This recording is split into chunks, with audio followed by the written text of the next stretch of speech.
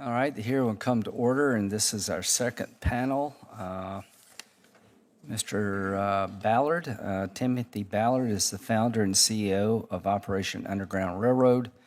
Mr. Ballard spent over a decade working as special agent for the Department of Homeland Security, where he was assigned to the Internet Crimes Against Children Task Force and deployed as an undercover operative for the U.S. Child Sex Tourism Jump Team.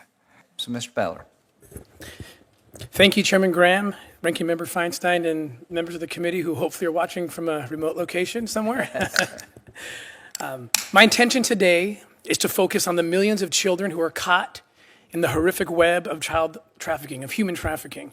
Many of these children are sexually exploited as subjects of child pornography and as victims of rape for money here in the United States.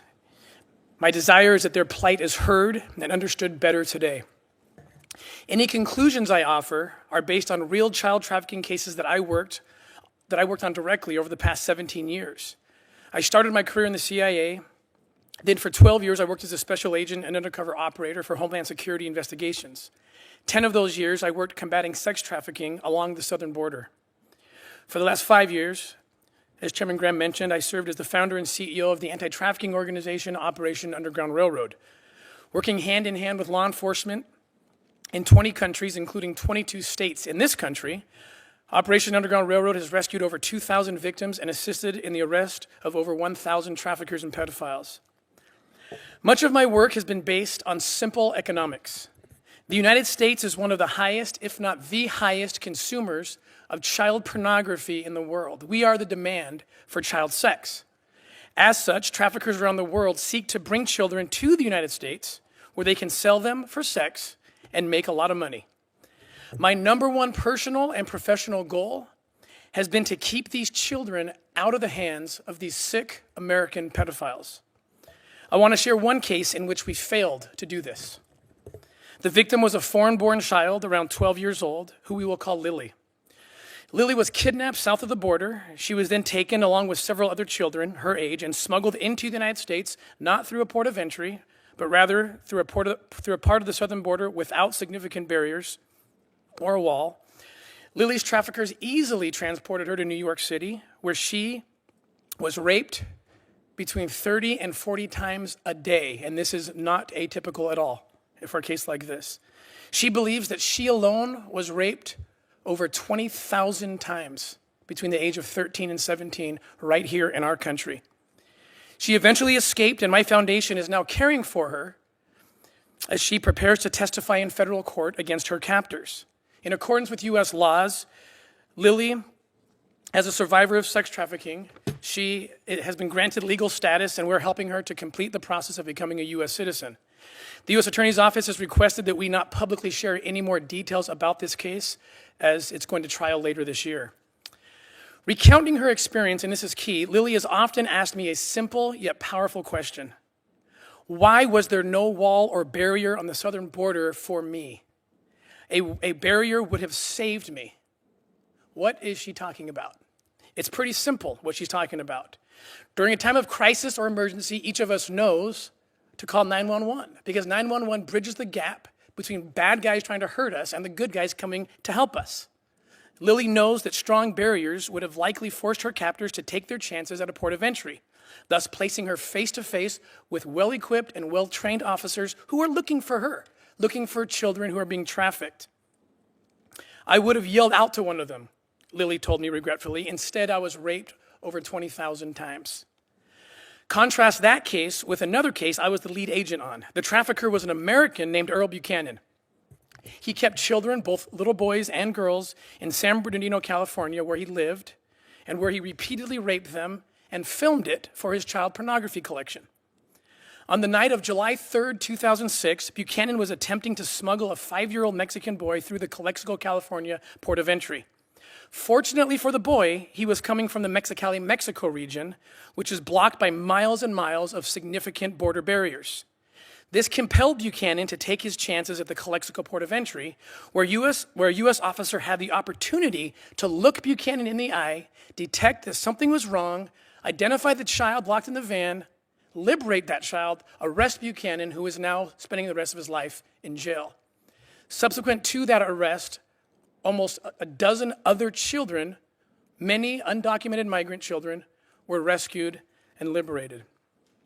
As I compare these two cases and dozens just like them that I worked personally as a federal agent, and I've submitted examples of these in my full written testimony, my conclusion is that we have a much greater chance of catching human traffickers and liberating their victims at a port of entry than we do where there is no barrier. I've been quite surprised of late to see politicians and others who are opposed to building barriers and walls hail the successes of drug seizures and rescues at ports of entry and using those successes to say, see, we don't need walls or barriers, we have ports of entry. The bad guys come through ports of entry. In fact, we don't have ports of entry without walls. The walls are the thing that compelled Buchanan to take that child into the port of entry in the first place.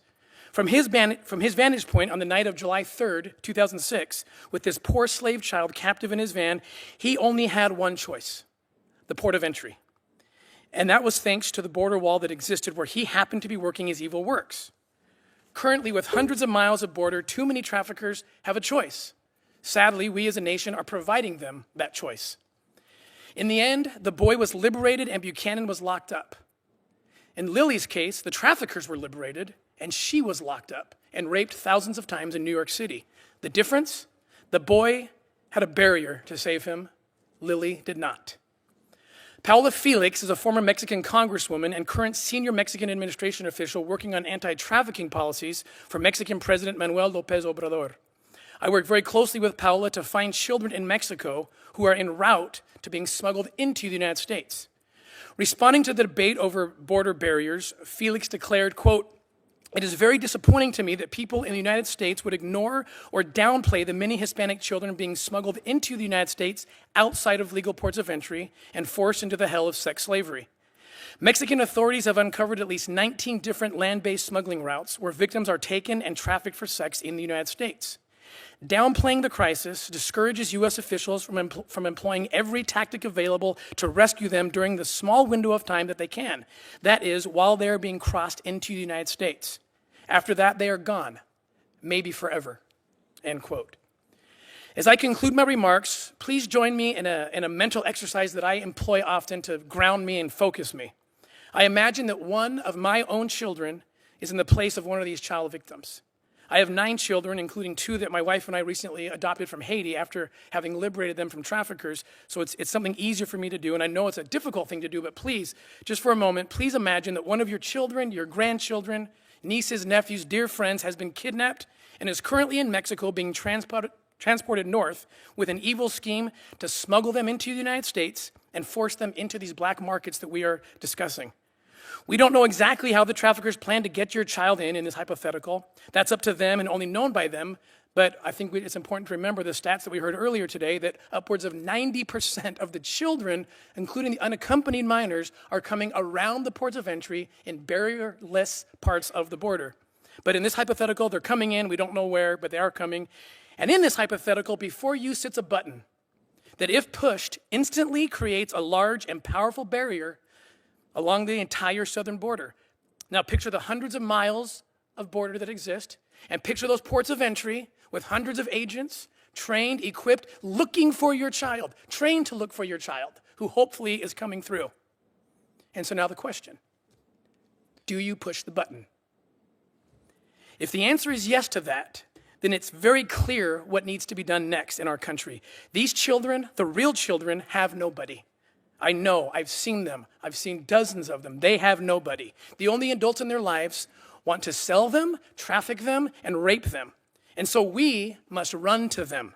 We must be their parents. If not us, who? If not this esteemed committee with the power and authority to rescue lives, if not you, then I ask, who? Thank you, Mr. Chairman, for this opportunity. I'm happy to answer any questions. Mr. Ballard, the essence of your testimony is that human trafficking basically is conducted outside of ports of entry. There's cases also where it's at the ports of entry, and certainly, even though I discussed one success there, but yes, the majority of the kids and the statistics back that are coming outside the ports of entry. That's what the cartels are choosing to take them. Right. So walls would drive them to the ports of entry, is your point. Absolutely. And we may miss some there, but the best chance of helping these kids is to funnel this terrible practice into ports of entry. The best chance by far. And is that widely shared in your profession of trying to help children from human trafficking? It absolutely is. Okay. What percentage do you think of children brought into the country for exploitation come across the southern border? You know, it's hard to say the numbers. I mean, we know about 17,000 women and children are brought into the United States for the purpose of sex. It's hard to know where. If we knew the number, we'd go get them, right? So it's difficult to know. But we have I don't these know cases. if it's coming through airplanes or but you do know they do cross the southern border. Absolutely, we know that. Okay. Mr. Ballard, you have 9 children. My grandmother had 11, so Oh, really? I know the range. Congratulations. Thank you. The American Academy of Pediatrics has described very egregious conditions for children in CBP processing facilities, including lack of bedding, constant light exposure, and cold temperature. Have you visited any of these detention facilities? I have not visited them, no. Well, do you agree with the pediatric group's finding that conditions in these facilities are inadequate? Everything I do is based through children, through the eyes of children, and I agree with what Dr. Linton is saying, that needs to be the number one priority, absolutely, and more needs to go into making sure these kids have what they need to have. Mr. Ballard, you've gotten some questions about inhumane treatment of children who are being trafficked across international boundaries. Inhumane treatment, regrettably, as has been alleged against our own government. Tell me about the type of inhumane conditions you've observed from those who have been involved in child sex trafficking. Are they subjected to inhumane treatment? Absolutely. The worst scenarios you could dream up. That's what they've been involved in. Not only during the New York Times, in fact, Senator Harris pointed out, the New York Times just this week talked about 100 different cases of women, children who were being brought in by the cartels at first to smuggle them. But then remember, that cartel is in charge, and they can switch and say, now it's a trafficking. I'm going to traffic you. I can make more money if I just keep you. And they start raping these children and these women, tying them up, binding their hands, duct tape. The New York Times reported this week. They're paying with their bodies. They're paying with their bodies, and exactly. And then beyond that, they end up in our big cities. There's been very successful prosecutions just this year in sentencing in Atlanta and New York. These Mexican human trafficking cartels who are taking children like Liliana and selling them in Atlanta, New York City, Phoenix, Los Angeles, selling them where they're being raped 20, 30,000 times, over a 5-year, 6-year span. So these children are separated from their parents? Yes, they are. These children are subjected to confined, uncomfortable, and horrific living conditions. Absolutely. These children are subjected to cold temperatures. Yes. These children are subjected to every conceivable horror known to humankind. Absolutely, they are. And U.S. policy is facilitating and even encouraging it, is it not? Unfortunately, I think it is. We heard from Mr. McAleenan earlier today that in the last 10 months alone, there have been 1,700 known instances of an adult traveling north from our southern border into the United States, claiming falsely to be a parent or family member of the child. Yes. Would you estimate that to be on the low end of the actual numbers that are occurring? Oh, no, I think that's the low end for sure. In the last 2 years, it's increased 360%, the adults who come in with kids who aren't their kids. And there's been some assumptions, I think, that need to be dispelled. I've heard today about that parents are sending their kids. That's not necessarily the case. I have information about kids being kidnapped and used as pawns to be their get out of jail free card, as Senator Cruz pointed out, to get in and say, look, I can claim asylum now. So these kids are being utilized. Frankly, and this is sad, the best case is that they're just being utilized so someone can get in and stay in. But I fear that once they're there, once they're already vulnerable, now there's a very profitable market in child sex in this country. Now where else are they going to be taken? So I'm very concerned about. There's more than 10,000 unaccompanied minors currently in custody, currently in the care or custody of the United States government. I'm very worried about those. I'm worried also, Senator, about certain protections in an effort to give protections to those who would claim, I'm a sponsor of this kid, I'm the kid's parent. And we want to protect those to facilitate the process of reuniting families. But please, please, let's put measures in place to have identity hearings or whatever is required to make sure that those kids are going back to parents and not back to their traffickers. I work operations in 20 countries, and I can tell you that when we save these kids and we take them to rehabilitation centers, we have them under lock and key. We have guards, armed guards to protect them because their traffickers come looking for their property.